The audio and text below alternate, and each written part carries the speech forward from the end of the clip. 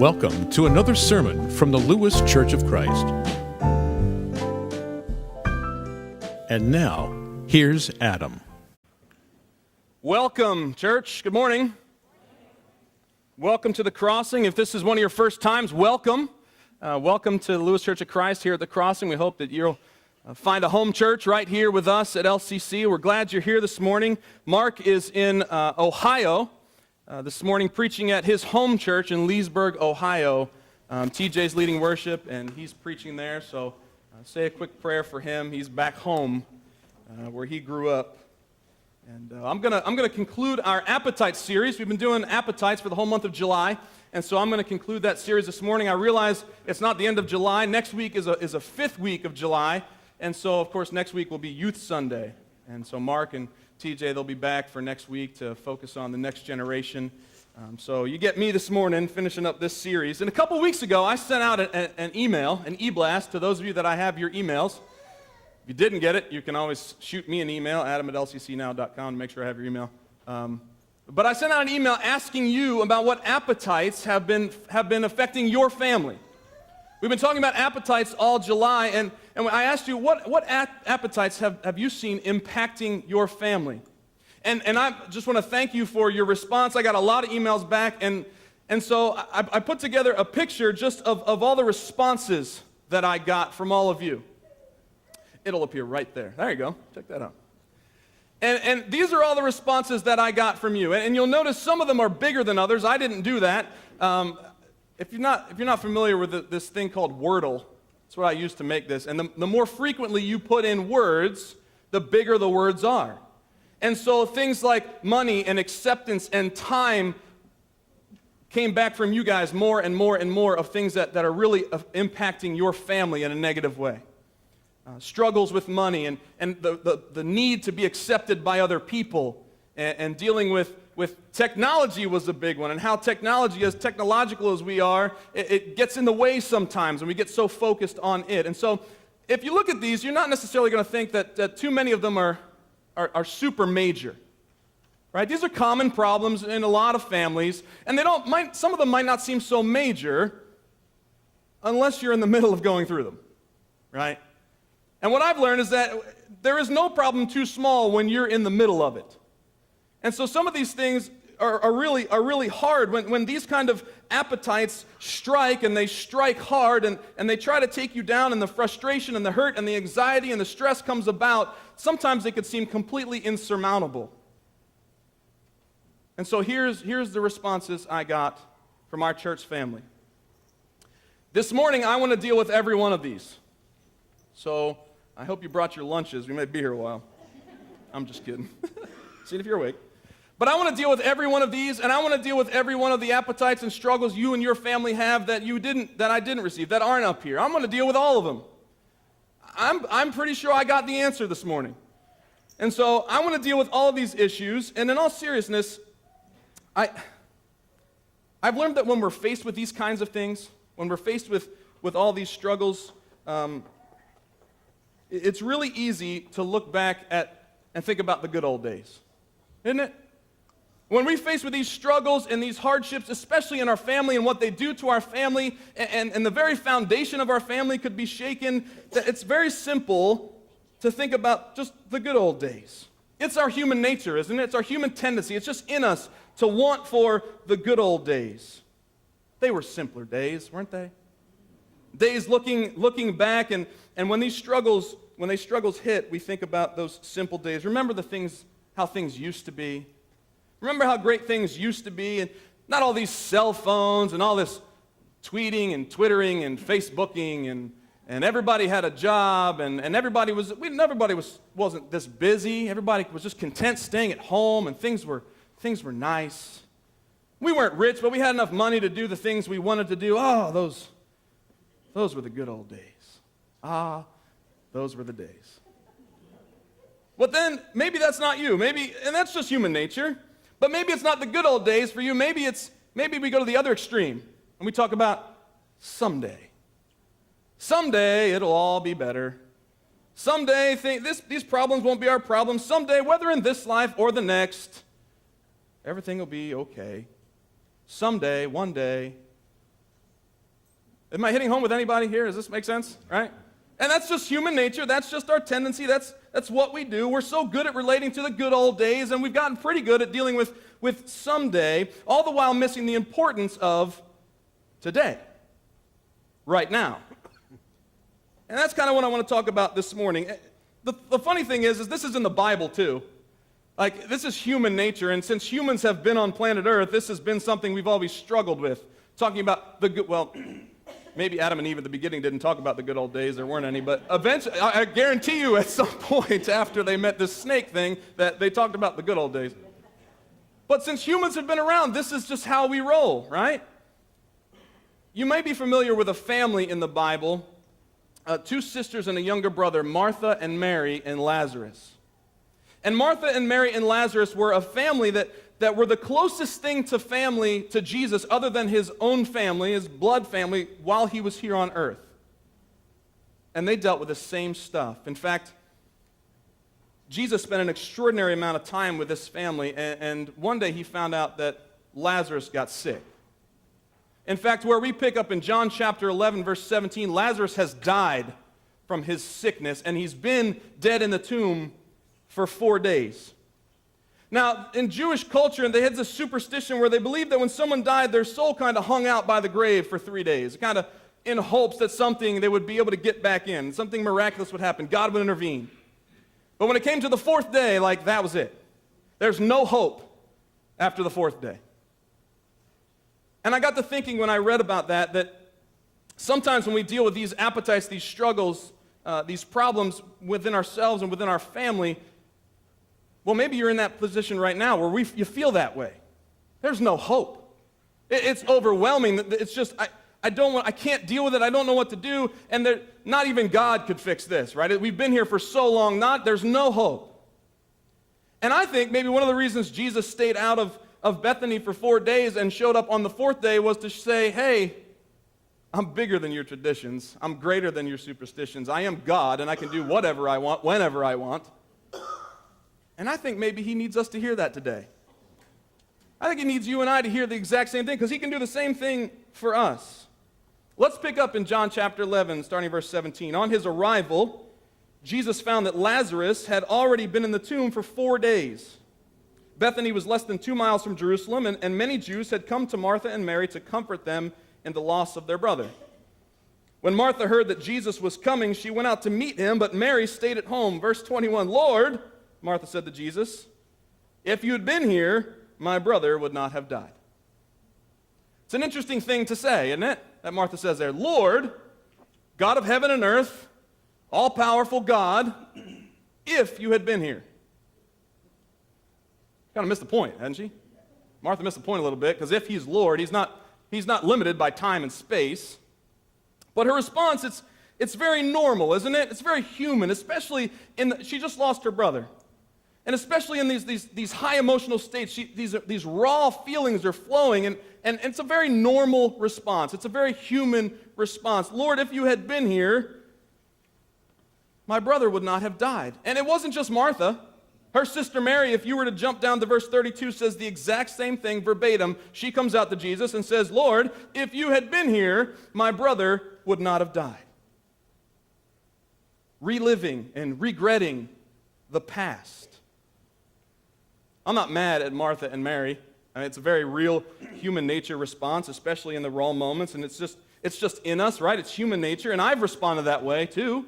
You probably have too. Think of it this way. Lord, if you had been here, I wouldn't be behind on my bills. Lord, if you had been here, well, we'd both have jobs. Lord, if you had been here, my kids would be the peer pressure, not succumb to it. Lord, if you had been here, I wouldn't be so bogged down and busy with work. Lord, if you had been here, I wouldn't have given in to that temptation. Lord, if you had been here, my brother would not have died.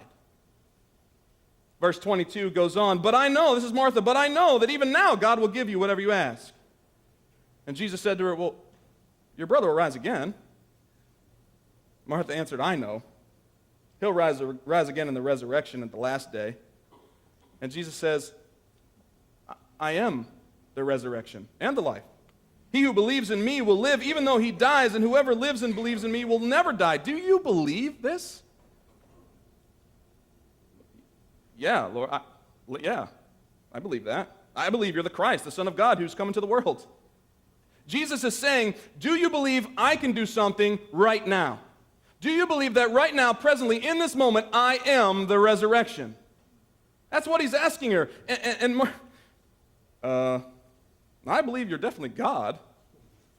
Not about right now, you can do anything, but you're the Son of God. You come into the world, sure, you're God. And Martha's so excited that Jesus is coming, and she runs out to meet him. Says, Lord, where have you been? If you'd been here, nothing would have. It's been 4 days. You come on the fourth day, the worst possible day. But I know that you're God. I know you can do something. Maybe even right now. Could you, if you ask, could you do? She's flustered. I'm flustered. That was weird. And Jesus says, hey, your brother, he'll rise again. Yeah, I know. Notice where she goes. Notice she goes to the distant future. She goes to someday. I know, he'll rise again in the last day, at the resurrection in the last day. And so see how quickly she goes to the past. Well, Lord, if you had been here. And then she goes to the distant future. Lord, I know he'll rise, but someday. All the while completely missing right now. And we do it too. I believe, I know, I trust your God. Maybe if you could just make it like it used to be before all this happened. You just make things the way they were. Lord, I know you're God. I believe you. I trust in you. And I know that someday it'll all be better. One day, in the future, we're just going through a season, right? Someday. I think Martha forgot who she was talking to. It's evident she knows, I'm talking to God. Jesus is God, but she forgot who God is. One of my favorite preachers, his name's Judah Smith, he said that this way. He said, Martha concluded that Jesus has to prepare a little bit. The Bible teaches a lot about how we are to be prepared and how we are being prepared. And we need to be ready, and we're going to be ready, and we ought to be ready for Satan attacking, to give an answer for the hope that we have, for the return of Christ. We are to be ready. We're being prepared. But what we've done is we've taken that and we've transferred it to a God who does not need to prepare. We conclude God needs to prepare. We reason with our finite little minds that God needs today to prepare for tomorrow. That he needs time to figure out and to get all his ducks in a row and to calculate and to get some advice from other people. And he needs to figure out the best way to intervene in our lives for our good, for his glory. No, he does not. We're talking about God. And so he uses the greatest title that's ever been given to him on planet Earth. What does he say to Martha? I am. I am. I am. The Message translation, Eugene Peterson says, I am right now resurrection and life. I am. I don't need to go get resurrection. I am resurrection. I don't need to go and run errands. I don't need to sit down with the council. I don't need to go pick up a quart of milk on the way. I don't need to do anything. I am. I've got all that I have. I've got everything. I don't need to prepare. My fridge is stocked eternally. I am. And God is saying, I don't need to go anywhere outside, anywhere, or get anything outside of myself because I am not lacking or limited at all. I am. And notice the presentness of that title. I am. In John chapter 8, you may recall, Jesus is talking to the scribes and the Pharisees, and he's telling them, hey, about whoever holds on, whoever holds to my teaching, they'll never die. And they get really mad at that, and they're firing back at them and saying, hey, Abraham died, and the prophets died, and they're angry, and they start accusing me, are you greater than our father Abraham? And Jesus says the most bizarre thing in answer to them. In John chapter 8, verse 58, he says, before Abraham was, I am. No, Lord. That's not a good sentence. It's supposed to be before Abraham was, I was. Was and was, not was and I am. That's just confusing. But that's just it. God is never was. God is never will be. God, he's always He's always is. Whenever God is, He is. He is I am. If God goes into the future, it's the future. He's not limited by time and space. God doesn't think like you. He doesn't operate like you. He doesn't need anything. He doesn't need any prep time. You know what Jesus is doing right now? Chilling. He's sitting down. In fact, He's using an ottoman. It's called earth. It's in the Bible. Jesus He's got His feet propped up. He doesn't need to prepare. He doesn't need to prepare for the resurrection. He doesn't need to prepare for the resurrection at the last day. He doesn't need to prepare for the stuff you're going through. He doesn't need to prepare for anything. Doesn't have to get his ducks in a row. Doesn't have to calculate anything. Doesn't have to cross his T's or dot his I's. God is not a man. God is not a man. He has no needs. He's not limited by anything, not anyone, not any problem, not any appetite, nor any generation. He's now. God is right now all that He ever was and all that He ever will be. Hebrews chapter 13 and verse 8 hopefully is a familiar verse to you. It says, Jesus Christ is the same yesterday, today, and forever. My wife, Michelle, is so glad that verse is not about me. She's worked hard to change me a lot in the almost 8 years we have been married. But when it comes to God, who's perfect and wonderful and righteous, isn't it comforting to know that He never changes? He's the same yesterday, I like to say right now, and forever. This is the God we serve. The God that is with us now in this room among us right now is all the God that will ever be in eternity. He's the whole God. We'll see more of Him, but God will never be more God when we get to heaven. He's here right now, all that He'll ever be. And yet for many of us, we've concluded, someday. Or, the good old days. Those were the days. I am. The original root word in the Hebrew simply means to be. Just is. Just is. I am, to be, just is. And it speaks of His self-sustaining, His self-existing eternal power, the presentness of God. I am. Well, Adam, that's great. How does that help us deal with, with our appetites, with our family stuff? How's that help me? What happens to you when one of those appetites hits home? What happens when the money's there's a money struggle, or we lose our job, or someone's sick, or someone's far from Christ, or nobody's listening, or our teenagers are leaving, or our kids won't stop crying? What happens to you? You ever get stressed out? Anybody ever stressed out? You can laugh. Of course you do. Give me a break. We get stressed out. There's a guy in the Old Testament, his name was Moses. He got stressed out. If you don't know about Moses, you can read the Prince of Egypt, fill in all the blanks for you. But basically, Moses heard from God. It's a really good movie. Moses heard from God. I mean, in a bush. God can do whatever He wants, right? So God speaks to Moses through a bush and says, Moses, I want you to go back to Egypt, and I want you to bring all 1.5 million of my people out. Just bring them back here. And that stresses Moses out.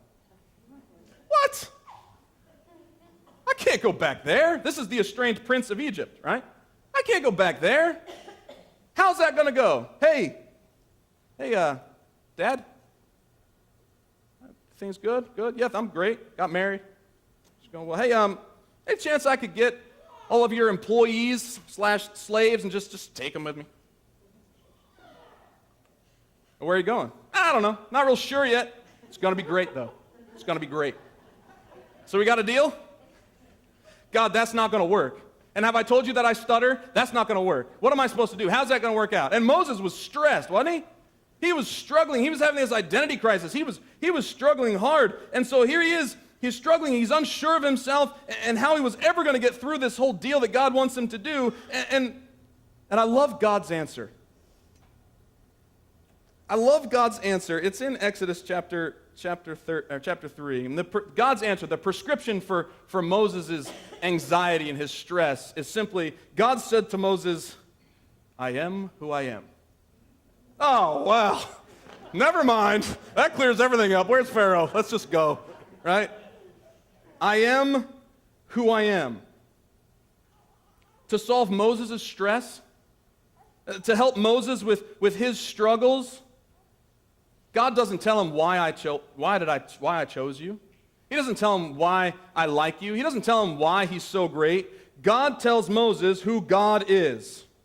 He reminds him who he is. The answer to all of our problems, the answer to all of our appetites, it's not what they are or how we can overcome them or even necessarily first and foremost what the Bible says about them. The answer to all our problems first and foremost is who God is. God says to Moses, I am who I am.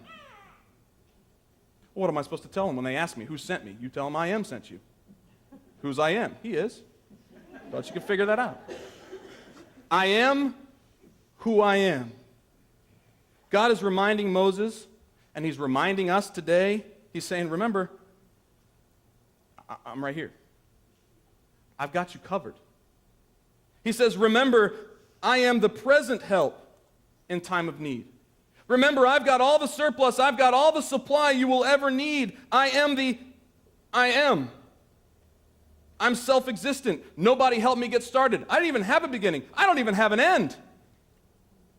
I am. Well, that kind of changes things. Oh, and by the way, God says, I am with you right now. Not someday, right now. Church, the same as God was present in a bush with Moses, the same as he was standing on a road with Martha, he's standing here on a road with you in this church. God is here today, right now. I am.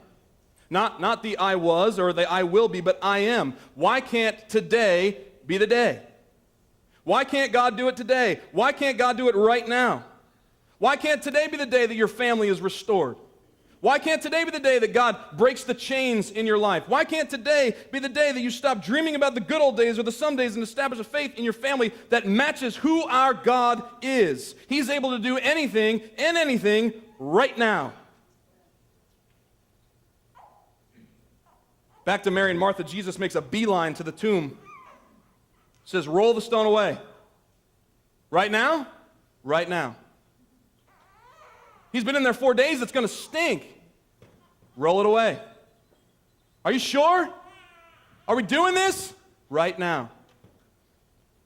And they roll the stone away. It says, Lazarus, come on out. And he gets up and he walks out. Restored to life, all by the power of the words of Jesus, the I am right now God. Jesus Christ is the same yesterday, right now, and forever. And you look at this list of appetites, you think of the things you're struggling with, and God can deal with them right now. Some of you have concluded that God will not do something in your life until you get your life together, until you fix all of your faults and you solve all your past problems and weaknesses. But I'm here to announce to you today, God, the God we serve, He's God all by Himself. He doesn't need you. And when He wants to bless a person, when He wants to help a family, when He wants to intervene, He can do it however He wants to, whenever He wants to, and He can do it right now. The I am is here, and He can do immeasurably more than anything we could even ask or imagine. And I feel like Jesus is here, just like He asked Martha, simply asking you, do you believe this? Do you believe this? This has been a presentation of the Lewes Church of Christ. We are located at 15183 Coastal Highway, Milton, Delaware, 3 miles north of Lewes.